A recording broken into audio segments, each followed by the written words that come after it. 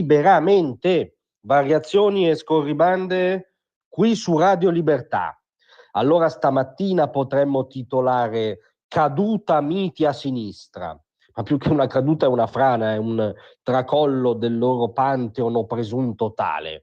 Partiamo dal loro nume tutelare degli ultimi 30 anni, no? Il professor Romano Prodi. Sapete che da ieri sera, dopo che una trasmissione peraltro tutt'altro che condotta da sovranisti con la bava alla bocca, ovvero Di martedì di Giovanni Floris, ha mostrato l'immagine decisiva, l'immagine che sbugiarda il professor Prodi, ricordiamo non un passante, 2 volte Presidente del Consiglio, Presidente della Commissione Europea, pezzo da 90 dell'establishment italiano ed europeo, ha chiaramente afferrato una ciocca di capelli di una giornalista, Lavinia Orefici di Quarta Repubblica, e l'ha strattonata, l'ha tirata, un video inequivocabile. Ora, ovviamente, mentre vi parliamo non sono arrivate le scuse, figuriamoci del professor Prodi se si abbassa a scusarsi con la collega, ma nemmeno dei suoi aedi più professorali del professore, no? Massimo Giannini, che ha detto che Prodi era stato oggetto di un agguato dei giornalisti sicari di regime perché le avevano fatto una domanda, diciamo, non concordata. Questo è stato l'agguato. Luca Bottura aveva detto ha fatto benissimo quindi a tirare una ciocca di capelli a una collega giornalista. È l'idea di libertà di stampa che possiedono costoro, tutti i pezzi grossi del PD, ovviamente cito solo Deborah Serracchiani, che ancora ieri all'Aria che tira, condotta da Parenzo, negava, ha detto forse Prodi per sbaglio ha allungato un braccio. No, non per sbaglio ha allungato un braccio, ha chiaramente afferrato la ciocca della giornalista e l'ha tirata. Quindi tutti costoro ovviamente non hanno articolato una sillaba di scuse. Cade miseramente, e devo dire che per un uomo di questa esperienza e di questo curriculum è una scena triste veramente, prima che grave, cade miseramente la versione di Prodi stesso, che aveva detto non ho strattonato o tirato i capelli alla giornalista, ma come tutti i presenti possono testimoniare ho appoggiato una mano sulla sua spalla perché stava dicendo cose assurde. No, stava facendo una domanda, ma soprattutto la versione di Prodi è integralmente falsa, lo dicono le immagini mandate ieri da Floris, non da Radio Libertà.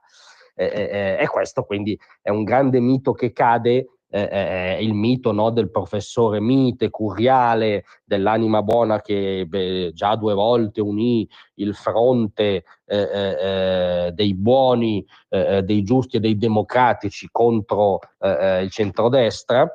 Non è tale, evidentemente non sappiamo se sia curiale, sicuramente non è mite, visto che ha fatto un gesto che l'avessero fatto altri.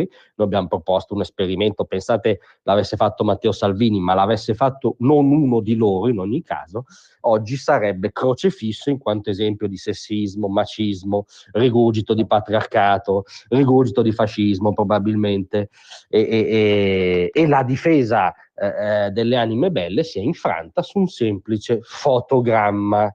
Quindi primo grande mito che cade, Romano Prodi. Inciso, non ringrazieremo mai abbastanza quel vecchio comunista di Massimo D'Alema quando ha fatto mancare i voti necessari, il famoso psicodramma dei 101, a eleggere Prodi Presidente della Repubblica. Grazie ancora Max, un grande saluto da Radio Libertà.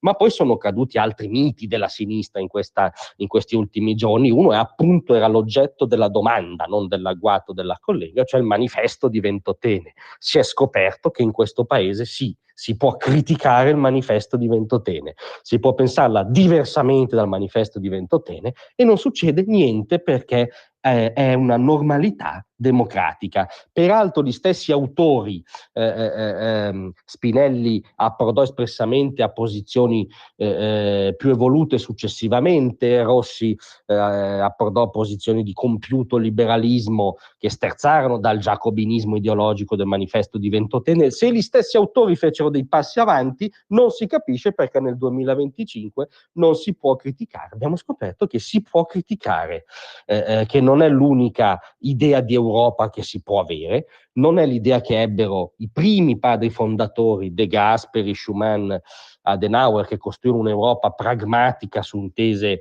diciamo, anzitutto commerciali, economiche.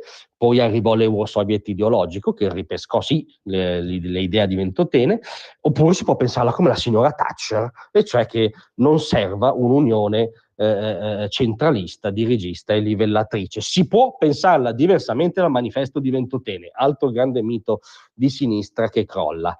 E poi un mito recente del progressismo che crolla è la stessa Europa intesa come Unione Europea, non solo perché per organizzare delle piazze a favore devono farle pagare da tutti i contribuenti, come sta emergendo in modo sempre più chiaro rispetto alla piazza romana, ma anche perché l'inadeguatezza politica, economica, non parliamo militare, dell'Europa sta emergendo in tutta la sua evidenza.